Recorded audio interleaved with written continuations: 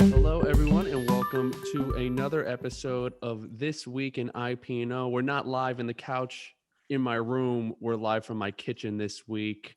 Huge update. We have Nancy Reilly, who is the Executive Director of the RBHS Clinical Trials Office, joining us today. Hey, Nancy. Thanks for coming Hello. Hi, Nancy. So we wanted to talk to you today about the trial trailers that are on campus. So can you kind of give, for people that might not know what that is, tell us a little bit about what they are and what they're doing? Sure. So Dr. Jeff Carson, who's the RBHS provost, is the principal investigator at Rutgers for the Johnson & Johnson COVID-19 vaccine trial. So the trial is called Ensemble. This is a large phase 3 clinical trial of the Johnson & Johnson vaccine. So Dr. Carson was approached, I think in the summer, about Rutgers being a site for that study. So we were chosen, and as part of the process, and you might have heard of Operation Warp Speed. So this is the federal government's initiative to speed the development of a COVID-19 vaccine trial, as well as other treatments for COVID-19. So part of that effort, as part of that effort, the government actually offered these trailers to us in order to increase our capacity to conduct this trial. So right now we're doing this study. We started in early October, and we started enrolling in at the 2 sites in New Brunswick, which are down at the medical school campus, right, near the hospital. And then in about the middle of last month, we started seeing participants at the site in Piscataway. So through Operation Warp Speed, the Department of Defense actually came in, and with the help of Shani Grady from IP&O, they actually constructed these trailers. It was pretty remarkable how quickly it all happened. It was like overnight, all of a sudden these trailers were kind of plopped down on the parking lot there.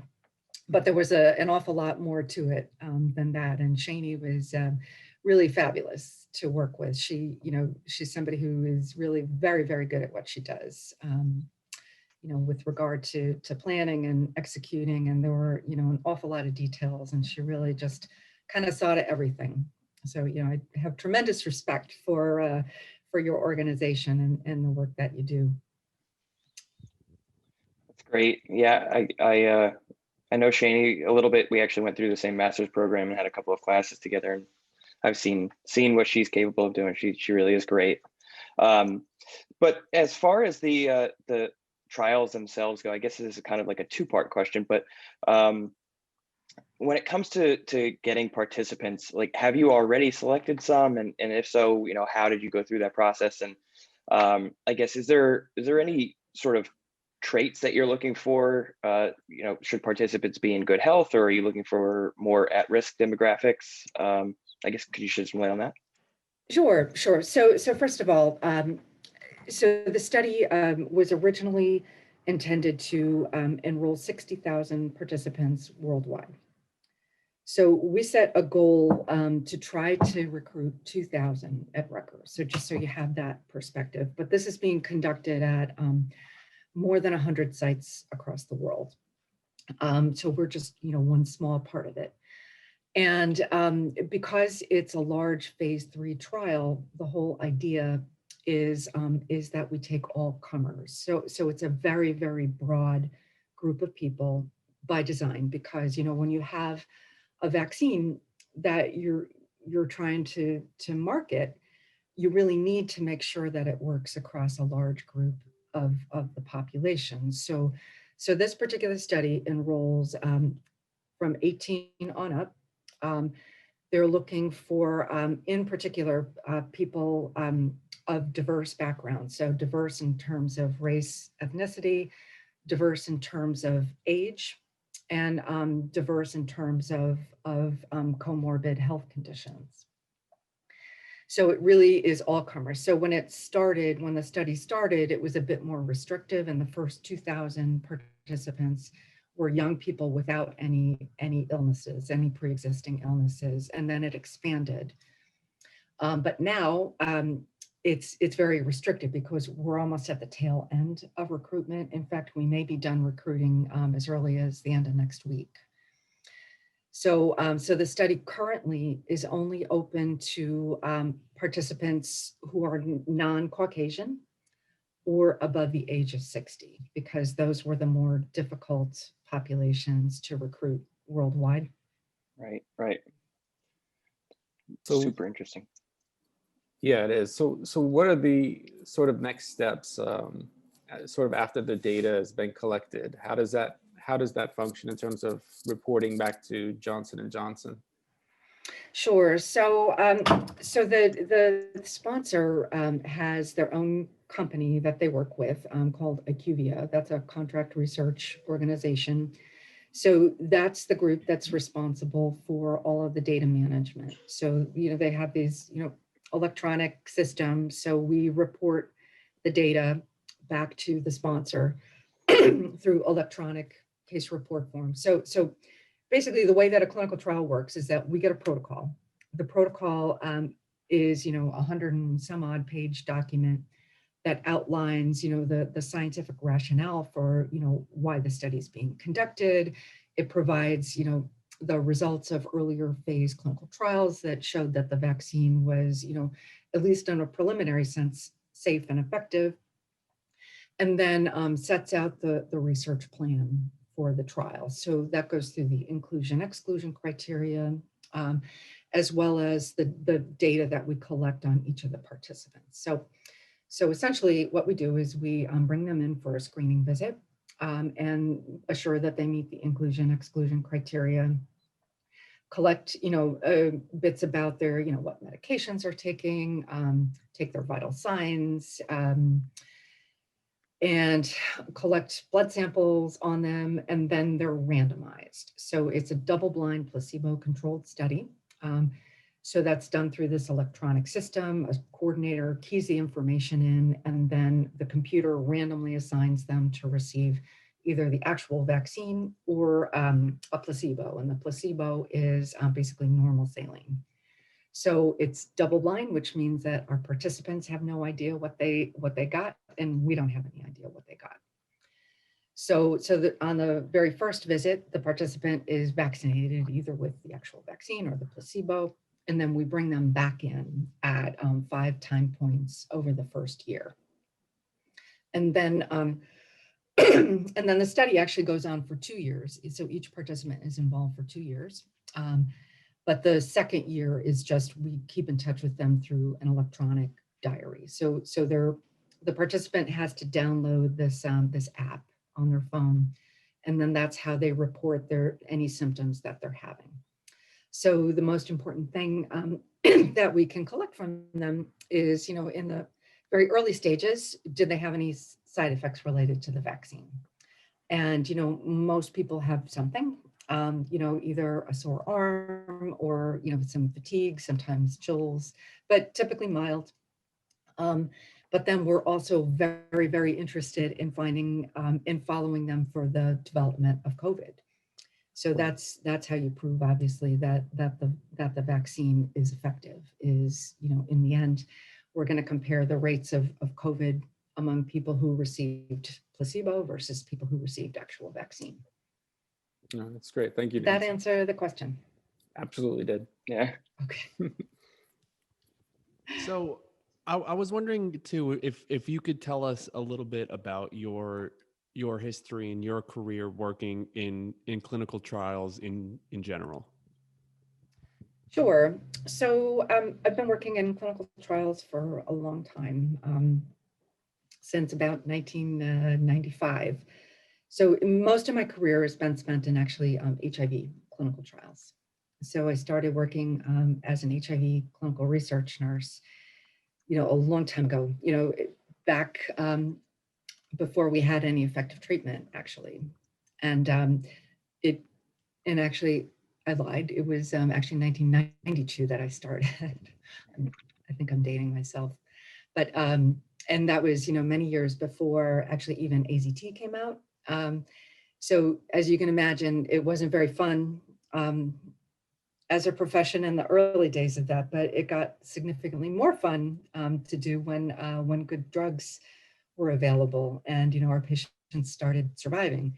So I think, the result was that was sort of what hooked me on clinical research, is sort of, understanding the promise that that medical science brings to people and seeing that in a very, very real way.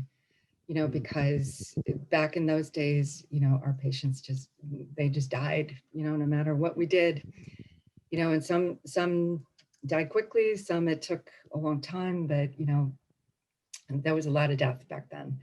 And, when protease inhibitors became available, it just was, a total game changer. So that's what hooked me on this field.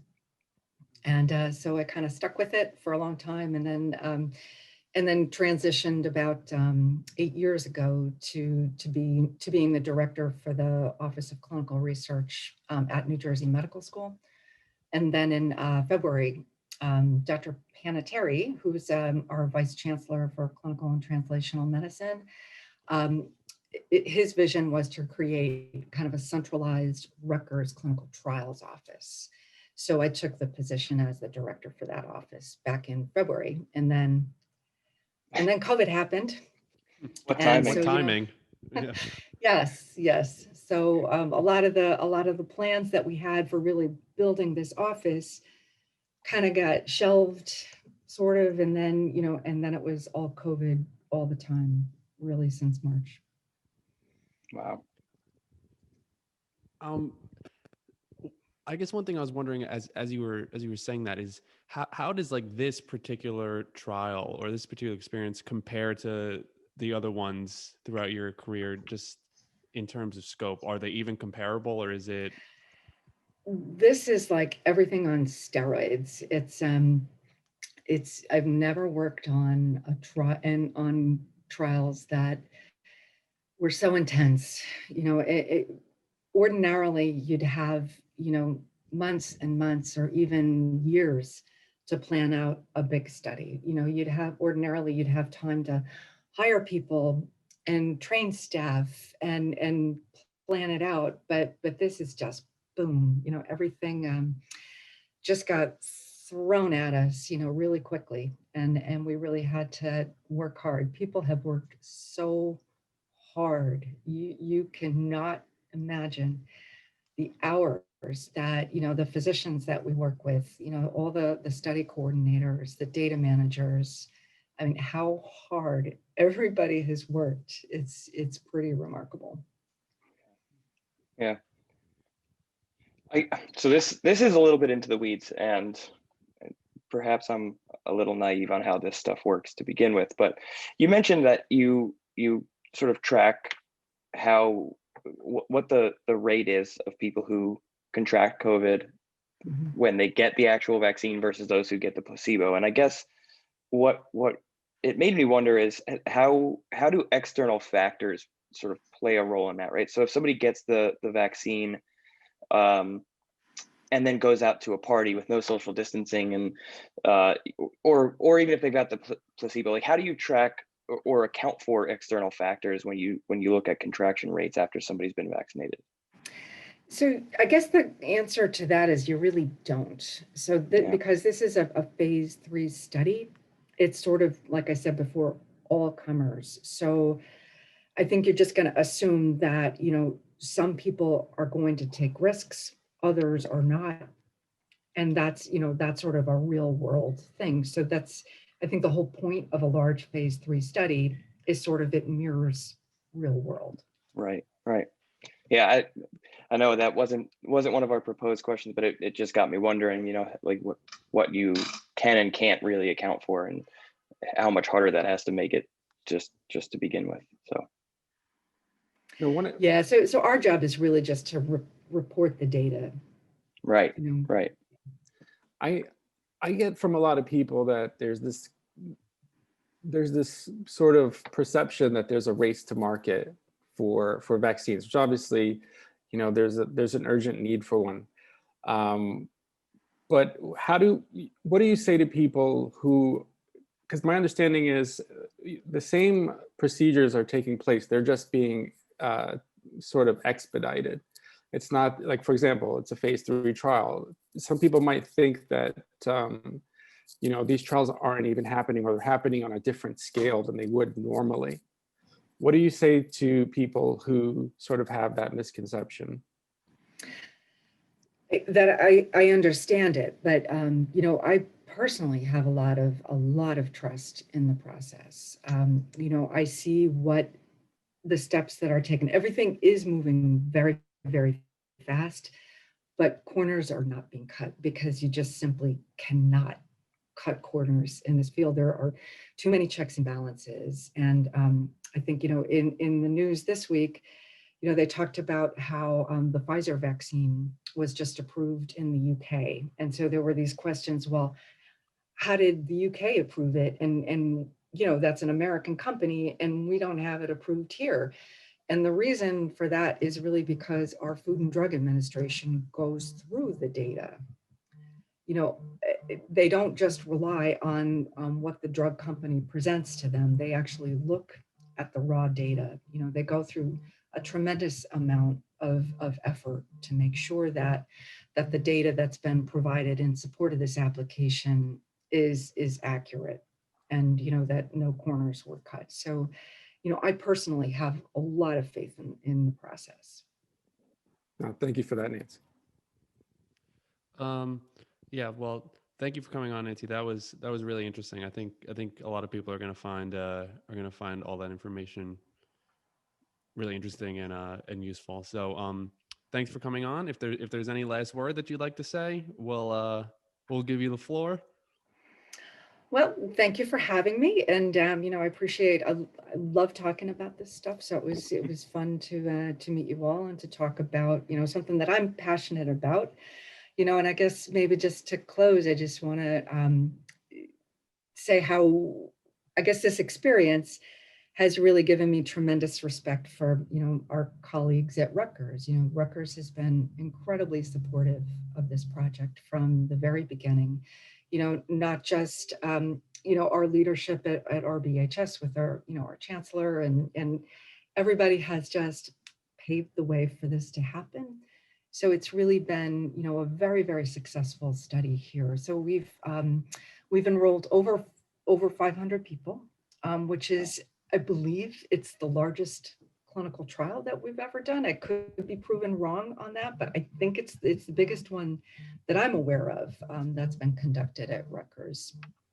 And, you know, everybody has just been incredibly supportive. So, you know, even though COVID has been awful for all of us, it's really taught us a lot about how strong we are as an institution. And it's been incredibly gratifying. And also, you know, thanks again to IP&O and the support that they've shown us with the trailers, because the trailers really are doing exactly as we intended them to do, which is really dramatically expanding our capability to enroll participants on this study. So thanks to IP&O. Thank you, Nancy. Thank you. Thank All you. right.